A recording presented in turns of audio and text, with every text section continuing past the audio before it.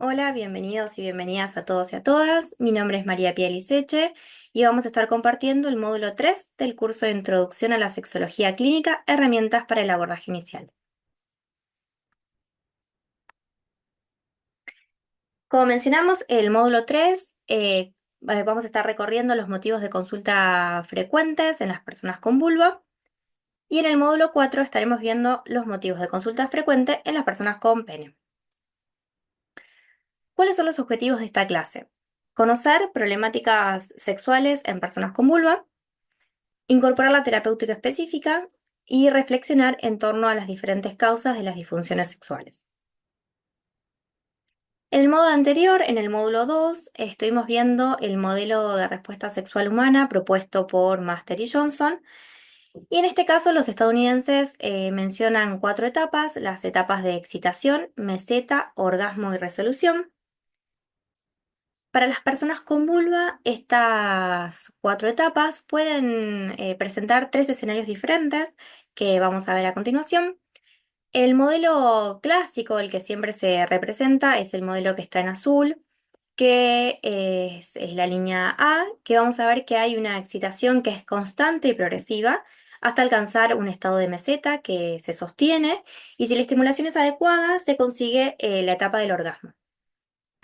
Acá vamos a ver que luego del orgasmo hay una línea punteada que representa la posibilidad de las personas con vulva de luego de tener un orgasmo, tener un segundo orgasmo sin un tiempo determinado entre ellos. Este tiempo determinado entre un orgasmo y otro se llama periodo refractario, y en las personas con vulva no existe, que es una de las diferencias principales en las personas con pene.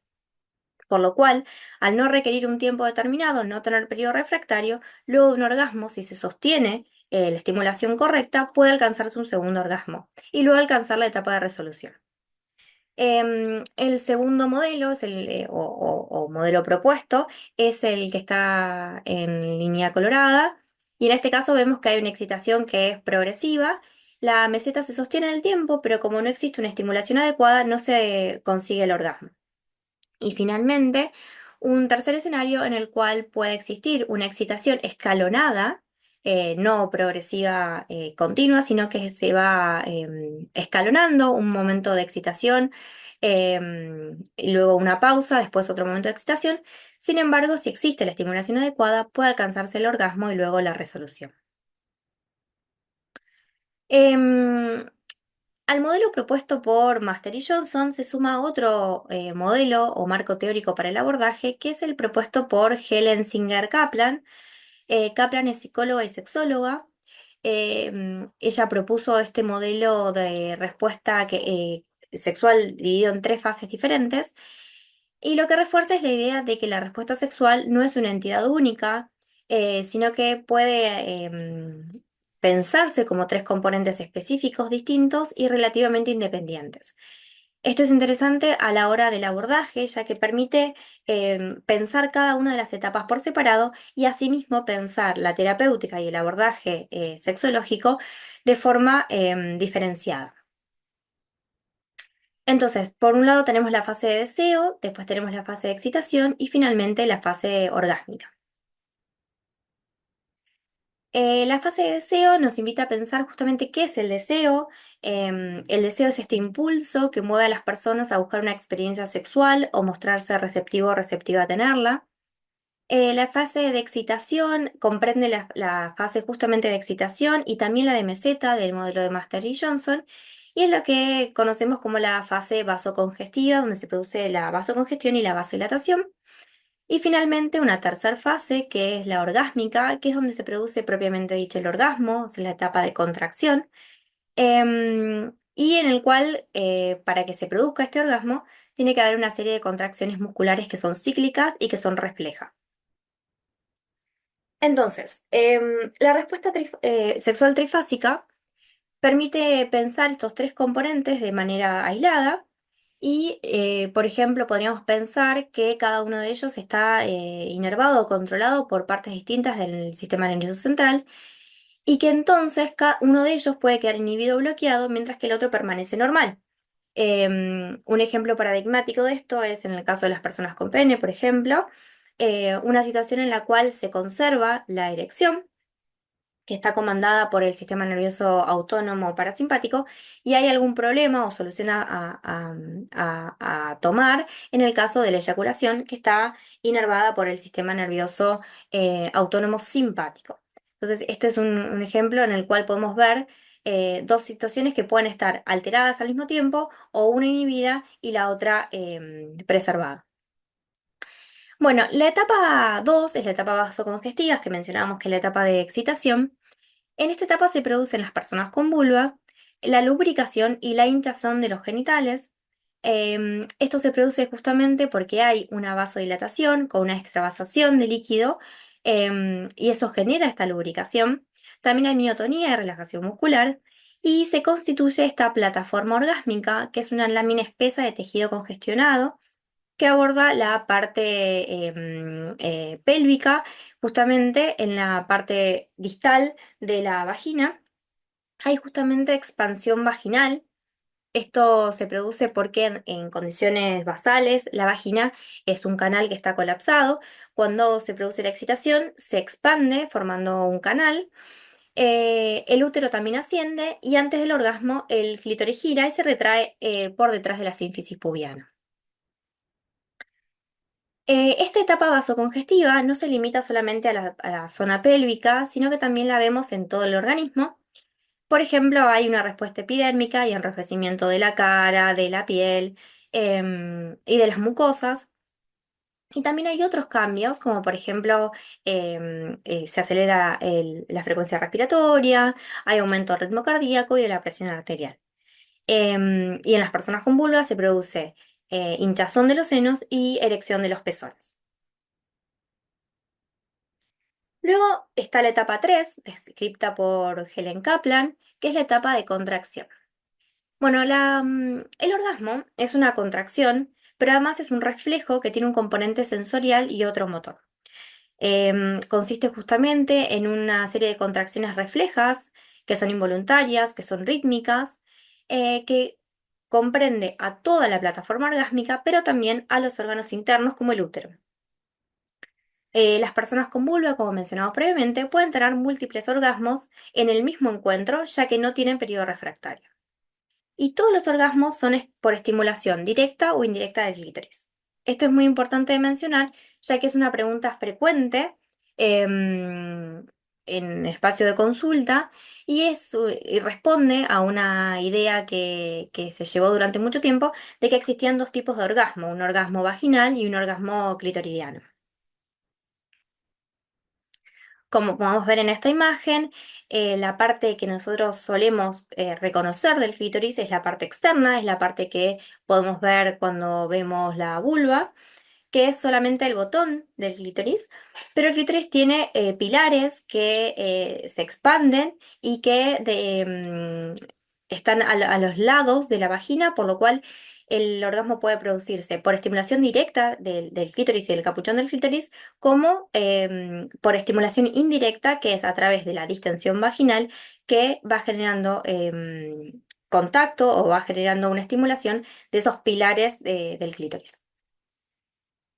Bueno, ¿cuáles son los motivos de consulta frecuentes en las personas con vulva? Nosotras mencionamos tres, hay varios en la bibliografía, pero estos son los tres más frecuentes. Por un lado tenemos la dispareunia, por el otro el vaginismo y el deseo sexual hipoactivo. Bueno, la dispareunia. La dispareunia se la define como el dolor o molestia antes, durante o después de la penetración vaginal, y puede producirse un dolor genital persistente o recurrente. La dispareunia presenta algunas características que le son propias.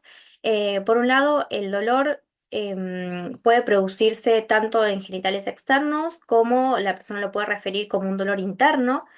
Y lo que es importante mencionar es que es un dolor que es un dolor que a la persona le parece significativo y que no es algo esporádico, no es de una vez que le tuvo dolor, sino que es algo que puede de alguna manera, tiene cierta periodicidad o lo puede ubicar en los diferentes encuentros. Entonces, frente a esta situación particular, es importante preguntar antecedentes gineco-obstétricos, antecedentes de parto, cirugías, cesáreas. Es importante preguntarle cuándo comenzó el dolor para diferenciar si es una dispareunia primaria o secundaria, es decir, si es un dolor que apareció hace relativamente poco o siempre lo tuvo en todos los encuentros sexuales penetrativos, y la localización, dónde lo ubica esa persona, si lo ubica en la entrada vaginal, si lo ubica como un dolor más profundo. Después, ¿en qué momento ocurre? Si antes de la penetración aparece el dolor, si aparece durante o aparece después, y si aparece en todos los encuentros y en todas las posiciones sexuales. Esto también es importante indagarlo, porque hay algunas posiciones que pueden generar dolor y otras no. Y si siente dolor en otras situaciones, como por ejemplo cuando realizan el PAP, en caso que corresponda, y si se siente dolor cuando colocan, por ejemplo, un tapón o una copa menstrual, elementos de digestión menstrual. Y esta pregunta final es muy importante: si siente deseo frente al encuentro sexual. Entonces, vamos a ver que las causas de dispareunia son variadas, y que van desde infecciones de transmisión sexual, también puede ser una EPI, una enfermedad pelviana inflamatoria, y también puede ser por falta de lubricación. Y esto nos lleva a la pregunta que habíamos hecho en la diapositiva al final, esta pregunta en torno a si la persona presenta deseo frente al encuentro sexual. Porque si, volviendo al modelo de Master y Johnson y de Kaplan, si no existe el deseo como etapa previa a la etapa de excitación, obviamente la persona no va a tener una buena lubricación y esto va a generar dolor durante la penetración.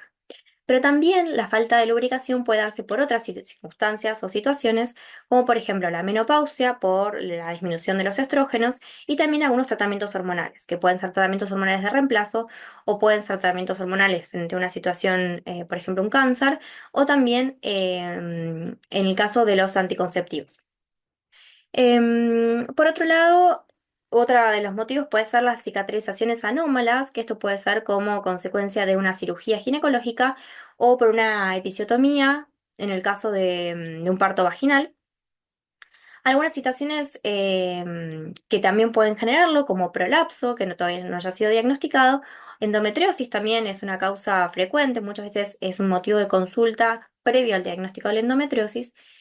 Y otras situaciones como antecedentes traumáticos, en el caso de relaciones sexuales no consentidas. Y acá nos gustaría hacer un paréntesis muy importante. Nosotras solemos mencionar en el espacio de la consulta la importancia del consentimiento en todas las relaciones sexuales, con penetración y sin penetración, y que el consentimiento no es algo de única vez, sino que el consentimiento se da a lo largo de toda la relación sexual y que debe revalidarse en cada una de las prácticas dentro de ese mismo encuentro.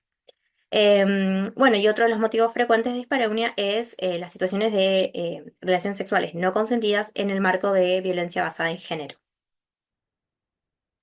Entonces, como vemos, las causas, lo que puede generar la dispareunia es muy amplio. Por lo tanto, el tratamiento va a consistir primero en identificar cuál es la causa puntual y en base a eso orientar la terapéutica. En el caso de las infecciones tendrá que administrarse un tratamiento específico.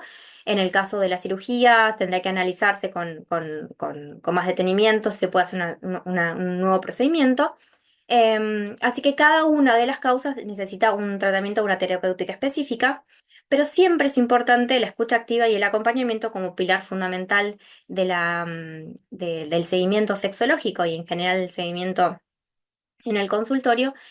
Y es importante nunca desestimar un motivo de consulta por dispareunia. A veces las personas lo mencionan en el marco de la consulta de forma solapada o no le dan mucha entidad, pero es importante esa escucha atenta para poder diferenciar si es una causa que sea tratable en el consultorio o necesita una derivación a un especialista. El segundo motivo de consulta frecuente que habíamos mencionado previamente es el vaginismo. El vaginismo es importante diferenciarlo de la dispareunia. En ese sentido, hablamos de vaginismo cuando hay una contracción que es involuntaria de los músculos que rodean la entrada vaginal, con la consecuente sensación dolorosa y dificultad para la penetración. Acá es importante mencionar que en el vaginismo la contracción es involuntaria, por lo tanto no es que la persona lo pueda contraer conscientemente, y sí genera esta sensación muy dolorosa que comparte con la dispareunia y la dificultad o el impedimento completo de la penetración.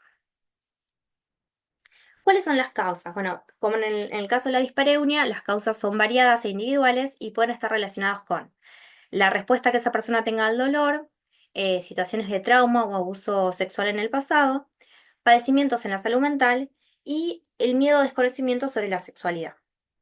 En todas estas causas, siempre lo que se genera es como una respuesta negativa al acto o a la fantasía de la penetración vaginal. Y como mencionamos previamente, no existe una causa orgánica, sino que es esta contracción involuntaria que se da por solamente la idea de la penetración, que puede ser una penetración tanto en el marco de un encuentro sexual con penetración, pero también en otras situaciones, como por ejemplo la toma de PAP. El tratamiento consiste como en dos grandes esferas. Por un lado, lo que llamamos el descondicionamiento del espasmo involuntario, y para eso, para revertir ese espasmo que es involuntario, se propone una serie de ejercicios progresivos y escalonados para desensibilizar el introito. Estos ejercicios consisten en ejercicios que puede hacer la persona sola, pero también los puede hacer a medida que va progresando la terapéutica con su pareja, en el caso que la tenga.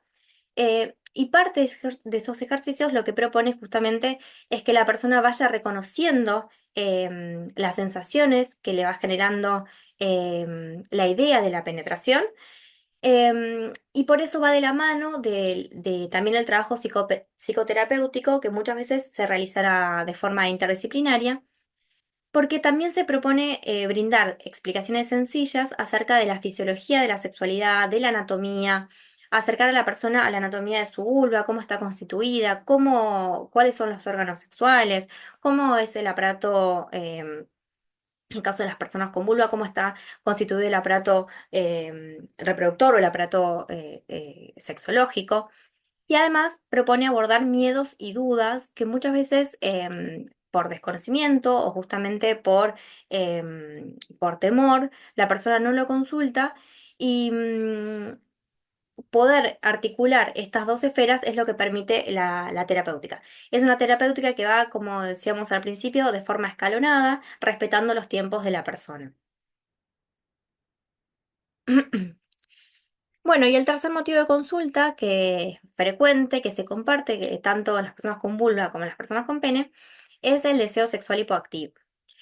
Hablamos de deseo sexual hipoactivo cuando hay una disminución o ausencia del deseo sexual de forma crónica o de forma continua, y algo que es esencial tener en cuenta es que causa angustia en la persona. Hacemos hincapié en este punto porque el deseo sexual varía de persona a persona y lo que puede parecer normal para una persona puede no serlo para otra. Si a una persona no le molesta el nivel de deseo que tiene y tampoco genera un problema con su pareja, no hablamos de deseo sexual hipoactivo.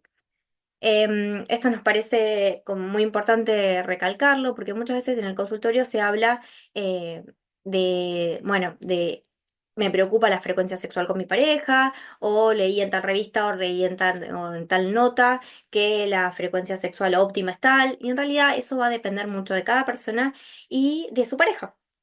Entonces, hablamos de deseo sexual hipoactivo cuando esto le genera angustia a la persona.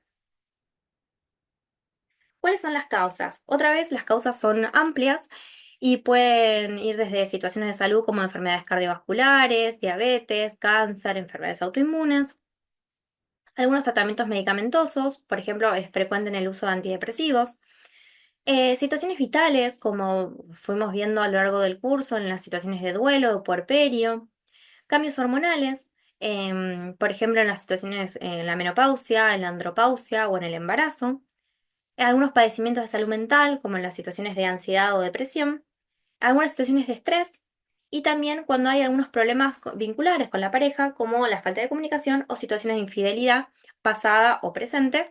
Todo esto algunas se dan de forma aislada y otras pueden estar combinadas, que impactan justamente en el deseo de la persona.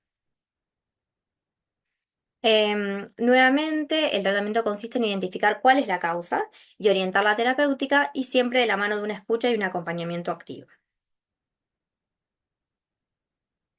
Bueno, habiendo visto estos tres motivos de consulta frecuentes, vamos a analizar en esta oportunidad el caso clínico de Lucía, que Lucía tiene 25 años, concurre por primera vez derivada por su ginecóloga, quien, bueno, ella comenta que no pudo realizarse su papá Nicolau por imposibilidad de colocar el espéculo. Lucía dice que no le entra el espéculo. Ella está muy angustiada por esta situación y en el momento de la consulta comenta que hace un tiempo está en pareja con Hernán. Hernán tiene su misma edad y que tienen encuentros sexuales que son satisfactorios, que alcanza el orgasmo, pero son sin penetración, porque la única vez que lo intentaron no pudieron. Este es un motivo de consulta muy frecuente y nos permite abordar justamente el tema de la importancia de una escucha activa y una buena anamnesis. Es importante situarse en qué le preocupa a la persona, cuáles son sus miedos y por qué consulta en este momento. Las personas que realizan una consulta sexológica suelen manifestar que los síntomas aparecieron mucho tiempo antes, pero por diversos motivos no consultaron. Aquí nos gustaría como recalcar esta parte. Los problemas sexológicos suelen ser de larga data y las personas que consultan llegan al consultorio a veces con un nivel de frustración y angustia muy alto. Entonces, lo primero que se propone es, es alojar estos sentimientos o esta preocupación, darle esta entidad que merece y siempre recalcar que es un buen momento para consultar. Nunca es tarde para consultar, siempre es un buen momento. Y en ese sentido, hacer foco en qué es lo que le preocupa a la persona. En el caso particular de Lucía, lo que vemos es que ella está preocupada por la realización de su PAP, porque los encuentros sexuales con su pareja son satisfactorios y alcanza el orgasmo, ¿no? Entonces podemos preguntarle o orientar la consulta en por qué consulta ahora, qué es lo que cambió, qué es lo que le preocupa, qué es lo que qué es lo que querría modificar en este momento, qué es lo que espera del espacio, también es una consulta pertinente. Si puedo hablar de esta situación con la pareja, en este caso si lo puedo hablar con Hernán, si Hernán le escucha, si para él es una preocupación, por ejemplo, si él está preocupado por tener relaciones sexuales penetrativas o no. Em, ¿Y cuándo cree que dejaría de existir este problema, ¿no? Como algunas preguntas como para empezar a pensar que cada situación es particular, que muchas veces los motivos de consulta son similares, pero que atrás del motivo de consulta hay una individualidad, hay una historización del problema y hay una trayectoria vincular que es importante tenerla presente a la hora de pensar. No solamente cómo acompañar a la persona, sino pensar cuál es la terapéutica óptima para determinada situación. Bueno, entonces les dejamos estas preguntas como para ir desgranando y analizando el caso clínico que vamos a ir compartiendo en el foro y nos encontramos en el módulo 4 para el abordaje de los motivos de consulta frecuentes en las personas con pene. Muchas gracias.